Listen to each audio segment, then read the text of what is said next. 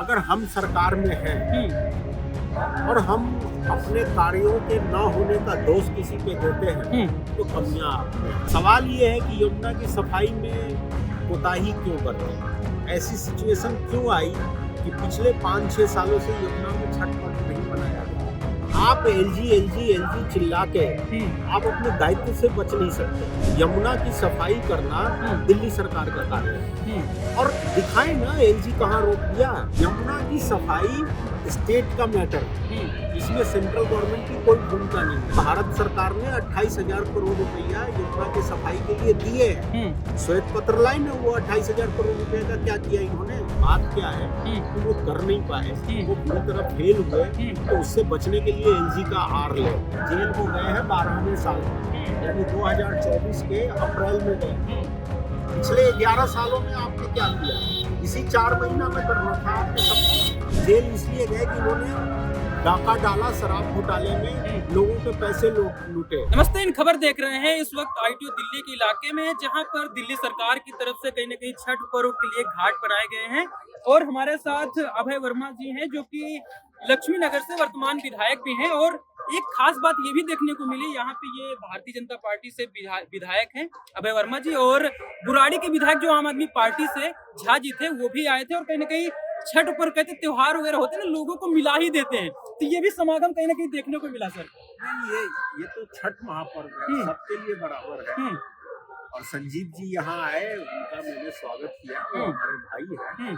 सदन में हम जरूर उनसे भिड़ते हैं, उनके नीतियों का विरोध करते हैं, दिल्ली की आवाज बनते हैं हम लोग, दिल्ली की समस्याओं के बारे में बताते हैं, लेकिन व्यक्तिगत संबंध रहता है।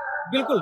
तो यहाँ पे जो व्यवस्थाएं की गई, हमने संजीव जी से सवाल किया, आपसे भी करेंगे कि यहाँ पे अभी लोगों से बात कर रहे थे, कह रहे थे कि अतिशी जी कह तो रही है लगभग लाखों लोगों के लिए इस घाट पे व्यवस्थाएं की गई हैं। आपको लगता है कि पर्याप्त व्यवस्थाएं हैं? देखिए, व्यवस्थाएं करना सरकार की कोई उपलब्धि नहीं है, ये एक पुरानी परंपरा है। पूर्वांचल समाज के लोगों का छठ पर्व अच्छा से मने, इसके लिए लगातार कई सरकारें ध्यान देती रही।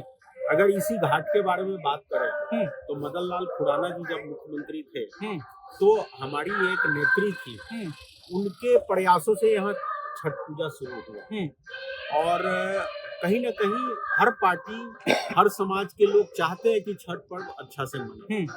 सवाल ये है कि यमुना की सफाई में कोताही क्यों बरती, ऐसी सिचुएशन क्यों आई कि पिछले 5-6 सालों से यमुना में छठ पर्व नहीं मनाया गया। इसके लिए सरकार क्या कर रही है, सरकार का ये निराशाजनक प्रदर्शन क्यों है? बिल्कुल, इस पर भी आएंगे, लेकिन आपने जो बताया कि जो व्यवस्थाएं हैं वो कहीं ना कहीं उपलब्धि नहीं, जिम्मेदारी थी आपको और करना भी था, क्योंकि सालों से चला रहा है। लेकिन आपने जो सवाल किया कि यमुना की सफाई नहीं हो पा रही, यही सवाल हमने संजीव जी से भी किया। तो संजीव जी कहते हैं कि अगर एलजी जी साथ दे दिए होते तो आज ये स्थिति ना होती और लोग जाके जमुना जी में स्नान करते। देखिए, अगर हम सरकार में हैं और हम अपने कार्यों के न होने का दोष किसी पे देते हैं तो कमियां आप में हैं। फिर आपको सत्ता में रहने का कोई मोरल ग्राउंड नहीं है। आप एलजी चिल्ला के आप अपने दायित्व से बच नहीं सकते। यमुना की सफाई करना दिल्ली सरकार का कार्य है और दिखाएं ना एलजी कहाँ रोक दिया। ये तो अच्छी बात है।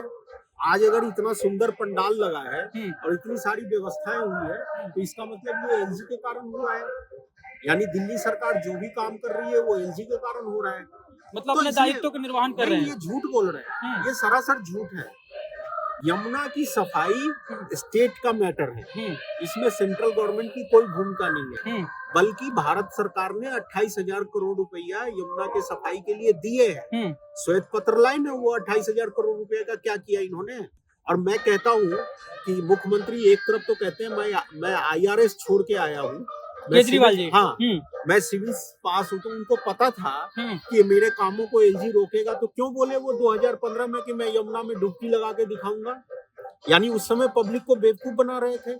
देखिए, बात क्या है कि वो कर नहीं पाए, वो बुरी तरह फेल हुए, तो उससे बचने के लिए एलजी का आर ले रहे हैं। केजरीवाल जी तो ये भी कहते हैं कि अगर हम लोग को जेल ना भेज देते हमको या सारे मंत्रियों को, तो आज कुछ ना कुछ अच्छा ही होता।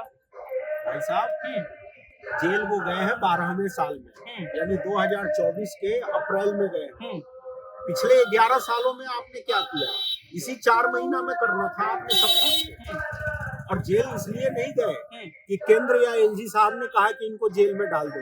जेल इसलिए गए कि इन्होंने डाका डाला शराब घोटाले में, लोगों के पैसे लूटे, एक बोतल में एक बोतल फ्री बेचा, जिसके जांच में वो दोषी पाए गए और कोर्ट ने उनको जेल भेजा और कोर्ट ने ही बेल दिया। यहाँ भी वो झूठ बोल रहा है। बिल्कुल, अतिशी जी आई थे और कहीं ना कहीं ये भी कह रही थी कि यहाँ पे व्यवस्थाएं तो की गई हैं सरकार की तरफ से, लेकिन आप स्थानीय विधायक है तो आपकी भी जिम्मेदारी बनती है। अगर यहाँ पे जैसे बताया जाए लाखों की भीड़ आएगी और ये ना तो आपसे छुपा है ना तो हमसे छुपा है, जिस प्रकार से व्यवस्थाएं देख रहे हैं तो लाखों लोगों के लिए पर्याप्त नहीं है, तो उस सिचुएशन में आप क्या करेंगे? देखिए, आतिशी भी क्रेडिट लेते रहे, मैं तो यहाँ अपना कर्तव्य समझता हूँ, छठी मैया के सेवा में मैं आया हूँ, मुझे कोई क्रेडिट नहीं लेना, क्योंकि यहाँ सब मेरे क्षेत्र के लोग आते हैं छठ व्रत करने और उनकी सुविधाएं ठीक रहे, इसका मैं प्रयास करता हूँ। क्रेडिट वो लेते रहे, छठी मैया खुद सजा दे दे। यानी बिहार से तो लगाव भी है छठ से? निश्चित रूप से मैं अपने क्षेत्र में 10 स्थानों पे घाट बनवाया हूँ ताकि लोग वहाँ भी आके कर पाए, और यहाँ भी हम कर रहे हैं, लेकिन यमुना जी में तो जा नहीं पाएंगे। बिल्कुल, तो सरकार जिस कार्य को करना चाहिए उस कार्य में फेल हुई है, यमुना की सफाई करने में विफल रही है।